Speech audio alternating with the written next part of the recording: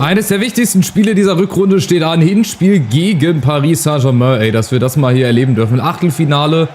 Ich bin gespannt, ob wir den Schwung aus der Liga mitnehmen können. Da sieht es ja auch momentan richtig gut aus. Und jetzt gegen Paris mit unter anderem Mbappé. Xavi Simons spielt links, Dembélé rechts, Joshua Kimmich im Mittelfeld. Also ist schon eine ganz, ganz wilde Truppe. Aber wir müssen uns auch nicht verstecken.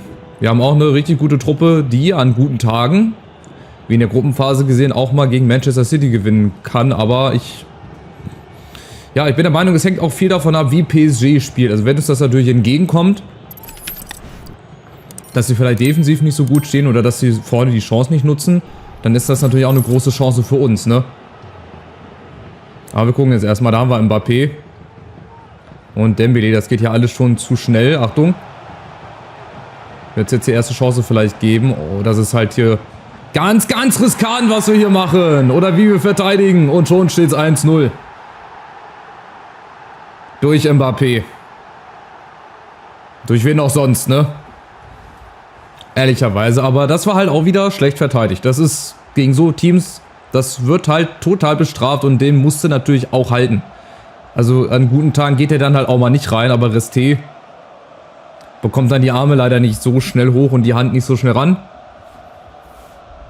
Und somit führen wir nicht, sondern Paris. 7. Tor im 7. Spiel, okay. Hat also gefühlt in jedem Spiel getroffen. So, 1-0 für Paris. Das ist natürlich der ungünstigste Start, aber egal. Wir machen weiter, wir lassen uns davon nicht unterkriegen. Das ist abseits.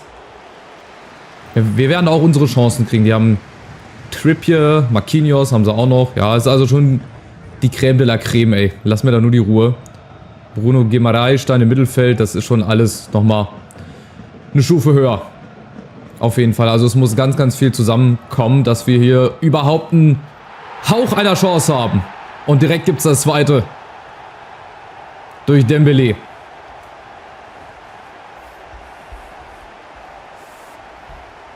Tja, also ein Auftakt überhaupt nicht nach Maß.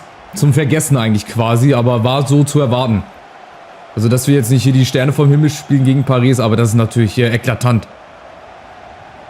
Das ist so easy gespielt.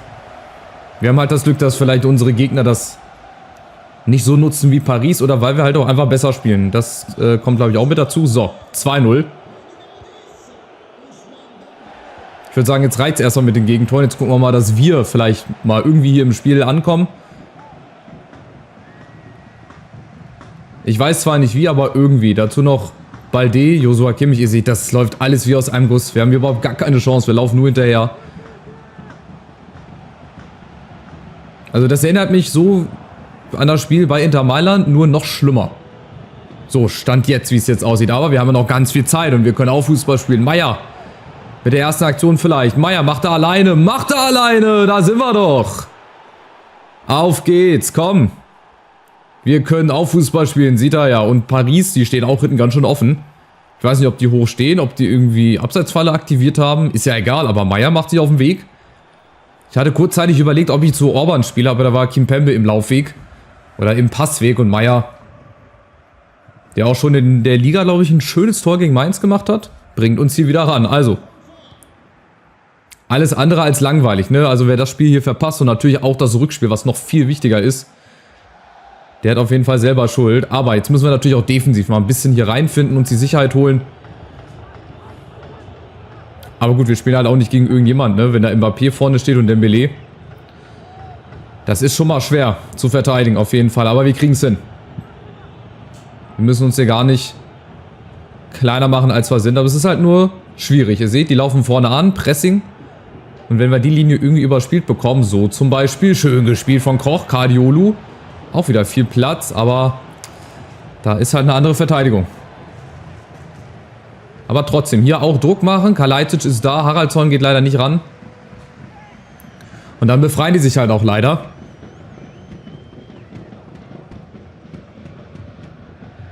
Und es geht wieder über Dembélé, ey, der sich auch immer mal wieder fallen lässt. Dazu Mikel Merino auch, ey, ehemaliger Dortmunder. Achtung, da kommt mal die Grätsche. Und Xavi Simons wird geblockt. Und da habt ihr gesehen, die pressen vorne drauf. Da dürfen wir den Ball auf gar keinen Fall verlieren. Und auch so schnell nicht wieder hergeben. Das ist schwer. Das ist wirklich, wirklich schwer. Mbappé suchen sie natürlich immer. Kimmich. Und wenn der halt damit gedeckt ist, dann sind halt die anderen frei. Guimaraes. Xavi Simons, Guardiola ist dazwischen. Sehr, sehr gut. So müssen wir es jetzt doch bis zur 90. irgendwie hinkriegen. Und wir können auch kontern. Oh, haben wir viel Platz. Guardiola, diesmal der Rechtsverteidiger. Macht er wieder alleine. Machen wir. Spitzer Winkel hat gerade schon mal geklappt. Mit Meier. Schade, aber Chance lebt noch. Orban, Meier, Van der Beek. Irgendeiner aus dem Hintergrund. Ugarte vielleicht gegen seinen Ex-Club. Warum nicht? Oh, Missverständnis. Schade. Ich dachte, Guardiola läuft da durch. Jetzt fehlt er natürlich hinten. Achtung. Oh, Mbappé, auf geht's. Viel Spaß, aber Robin Koch, komm hinter. Jawohl, gut verteidigt. Und dann versuche ich trotzdem hinten rauszuspielen. Viel zu riskant darf ich es natürlich nicht machen, weil, wie gesagt, oh, das ist die böse Grätsche und das könnte sogar vielleicht rot geben. Schiri, wenn du einen ganz schlechten Tag hast, gibst du jetzt mal die rote Karte. Für Chip hier, aber es wird wahrscheinlich gelb, ja. Es ist auch, glaube ich, das Mindeste hier. Guck mal, rücksichtslos, zack. Einfach mal ein Wischer. Aber ist okay. Bringt uns ein bisschen Zeit, irgendwie so gefühlt mal zu verschnaufen, aber wir haben gar keine Zeit dazu. Wir haben gar keine Zeit. Nächster Angriff folgt schon wieder. Hier im Mittelfeld. Da müssen wir zugreifen. Genau, das, was gerade Ugarte gemacht hat. Und dann immer wieder diese Doppelpässe oder diese Pässe suchen. Ball auf den Stürmer. Rechtes Mittelfeld oder linkes Mittelfeld läuft dann durch. Und dann haben wir eigentlich, oh, gute Chancen. Aber Achtung, Paris kommt schon wieder. Diesmal ist er nicht drin. Mal ein Schuss, den Resté hält und auch halten darf. Weiter geht's über Xavi. Mbappé alleine gegen alle. Oh, das war Abseits, ja. Ganz klares Abseits. Brauchen wir auch nicht die Wiederholung angucken. Also es ist nach der Anfangsphase. Oh, warum wartet denn Robin Koch da so lange? Ey, ihr habt direkt gespielt. Und dann lassen wir sie natürlich hier wieder ins Spiel zurückkommen. Koch ist da. Guardiola, Alter. 3-4 Mann pressen mich hier. Dann ist erstmal Halbzeit. Also nach den ersten 12 Minuten habe ich gedacht, okay, wir kriegen eine richtige Reise. Nachdem es da schon 2-0 stand. Dann haben wir uns gefangen, dann kam Meier. Und seitdem sind wir jetzt auch ein bisschen besser drin im Spiel, habe ich so das Gefühl. 2 Schüsse. Die haben 5, machen 2 Tore. Ist alles noch okay. Das ist alles im Rahmen. Zu Hause können wir immer nochmal ein Tor machen. Wen haben sie noch, den ich noch nicht genannt habe? Ach hier, guck mal, Kimpembe, Donnarumma. Und auf der Bank haben sie auch nicht so schlechte Leute. Hier Kroos auf der Bank, Cancelo, Navas, Muani. Also wenn du so eine Bank hast, ey, dann gehörst du auf jeden Fall schon mal zu den Favoriten, logischerweise. Gut, aber man sieht ja bei Paris in echt, dass das viele Geld auch nicht immer die Titel holt. Zumindest die Champions League. Aufgepasst, geht schon wieder so früh los. Aber Meier ist da. Diesmal müssen wir auch ein bisschen gleich aggressiver sein, ein bisschen wacher. Und diese zweiten Bälle hier, die wir auch nicht kriegen, weil die Spieler immer brauchen, bis sie dann mal aus dem Quark kommen. Ne? Also diese gewinnen den Ball, dann sind sie eigentlich schon da und eigentlich schon dran am Ball. Pacho ist da, kein Elfmeter, nee. Und dann brauchen sie immer, bis sie mal, wie gesagt, aus dem Arsch kommen, in den Antritt. Das nervt mich halt sehr. Achtung, dem Dembélé. Mit der nächsten Chance. Und wenn wir da halt auch einfach mal dieses Spielglück hätten, dass die Spieler das halt auch mal machen, was ich gerne möchte. Das sind dann auch wieder so Kleinigkeiten. Dembélé spielt hier Katz und Maus mit uns, oder was? Hat leider Erfolg damit. Achtung, Merino. Irgendwo finden sie doch gleich wieder die Lücke. Irgendwo, irgendwer. Dembélé nämlich. Und Achtung, Xavi Simons. Aber wir stehen. Verteidigung steht, das ist gut.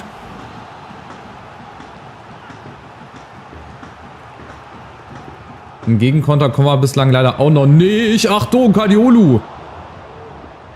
Einmal Flipper bitte im Strafraum und dann auf der Linie. Schön, dass der auch unter Resté durchgeht. Ja, und Paris wird wieder ein bisschen stärker. Achtung, Xavi Simons. Gut gemacht. Mbappé. Pacho zum zweiten. Sehr, sehr gut. So, und jetzt mal. Das müssen wir halt nutzen. Aus den Situationen, wenn Paris hinten ein bisschen aufgelöst ist. Super Ball. Mamouche gegen Marquinhos. Macht da. Sehr gut. Aber es ist keiner da. Dann, ach, schade. Machen wir es fast alleine. Donnarumma. Aber genau das ist es halt. Du brauchst Spielglück, dass einer mal auf der Linie rettet. Nächstes Spiel ist dann in Wolfsburg schon. Also früh in der Rückrunde dann schon die Chance, auch in der Liga die Weichen ja, zu stellen für die nächste Champions League Saison. Pacho kriegt da den... das sollte eigentlich auf Meier. Pacho gegen Mbappé. Und genau hier, genau, diese Ballgewinne, die sind super, super wichtig, dann auch fürs Rückspiel. Diese Ballgewinne, dass sie gar nicht erst über die Mittellinie rüber gehen. Oh, Mamouche. Das zum Beispiel auch wieder, da hätte Van der Beek hingehen müssen. So, jetzt haben wir sie vielleicht mal so ein bisschen in der Defensive. Krass, ey. Alle hinterm Ball, Kadiolu. Jetzt mal eine schöne Flanke rein auf Orban. Warum nicht? Da ist der Ausgleich. Aus dem Nichts. Würde ich einfach mal sagen. Also wir hatten bis dato eigentlich keine Chance in der zweiten Halbzeit. Aber es reicht ja eine Flanke, ein Kopfball und auch Orban. Der kann auch Kopfbälle. Der sollte eigentlich auf Kalajdzic. Aber setzt sich durch gegen Trippier. Langes Eck gegen Donnarumma. Hier machst du was mit. Und von einer eigentlich anfänglich aussehenden Schlachtung, so würde ich das jetzt einfach mal nennen. Also wie gesagt, nach 12 Minuten schon 2-0 hinten. Jetzt zum 2-2. Vielleicht ein bisschen schmeichelhaft. Wir hatten natürlich auch Glück hinten. Wie gesagt, wir hatten dann einmal Kadiolu, der auf der Linie gerettet hat. Wir hatten Pacho, der gerade 2-3 Mal richtig gestanden hat. Aber jetzt, aufgepasst, defensiv sehr, sehr gut. Robin Koch gegen Mbappé. Bislang so ein bisschen abgemeldet in Halbzeit 2. Kadiolu, oh, das ist natürlich riskant. Und jetzt der Gegenstoß über Balde. Aber Kadiolu ist schon wieder da. Der kann von der Geschwindigkeit vielleicht mithalten. Achtung. Balde ist da gegen Kadiolu. Ja, super. Perfekter Zweikampf. Da haben wir noch eine Viertelstunde. Oh, hier Kempembe gegen Kalajdzic. Egal, Ball gehalten, hinten rausgespielt. Van de Beek, oh ja. Und dann auf die andere Seite. Da haben wir jetzt ein bisschen Platz. Sehr gut. Wenn Mamouche durchläuft, kriegt er den. Sehr gut, aber Marquinhos ist dann doch ein bisschen schneller, aber Mamouche setzt nach. Und jetzt in der Mitte Kalajdzic. Oh, schade.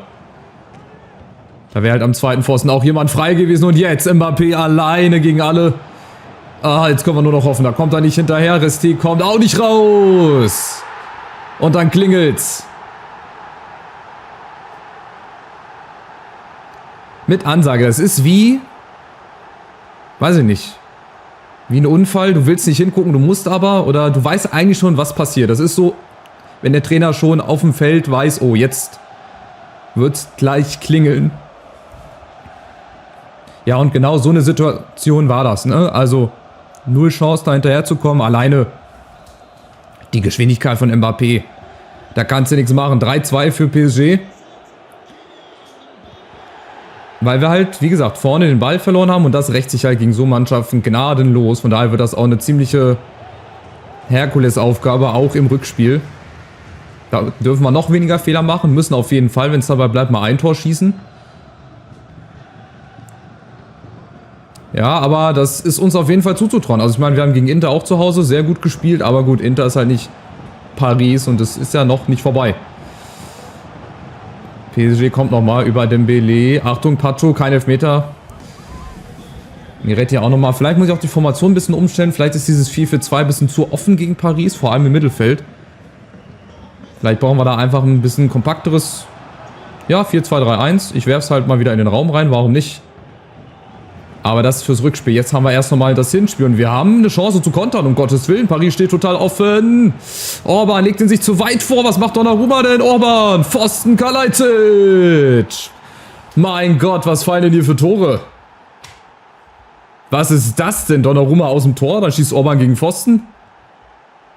Wild, wirklich ganz wild. Also zweite Halbzeit haben wir echt Dusel. Guck mal, schon das alleine. Was hatte da Donnarumma vor? Wollte er raus, wollte er nicht raus, wollte er uns die Ecke aufmachen, wollte er uns was anbieten. Und dann haben wir natürlich Glück, dass Orban den gegen den Pfosten schießt, dass der dann zu Kalajdzic abprallt. Das kannst du dir nicht ausdenken. Aber es ist sowas von egal, da fragt hinterher niemand mehr. Wirklich, niemand. Tja, also ich glaube, fürs Rückspiel, wenn das nur halb so spannend wird und halb so viele Tore fallen, dann wird das auch nochmal richtig gut.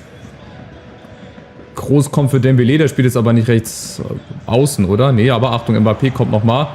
Noch haben wir es nicht geschafft. Koch kommt da auch nicht ran. Und es gibt Freistoß. Oh, weia. Oha, oha. Freistoß. Oh, direkt an der 16er Linie. Ich ahne Schlimmes. Jetzt wird es tragisch. Hören Sie zu. Ja, wird's direkt machen, ne? Ne, er macht's nicht direkt. Er legt nochmal quer. Nein, Groß wird das machen! 4-3. Wahnsinn. Absolut geiles Spiel. Auf jeden Fall, aber der Ausgang ist natürlich semi-gut für uns. Ich habe damit gerechnet, dass er reingeht. Ich habe aber eher mit Mbappé gerechnet. Aber gut, wenn Toni Kroos da steht, das lässt er sich natürlich nicht nehmen. Ja, komm, zeigt jetzt nochmal das Tor.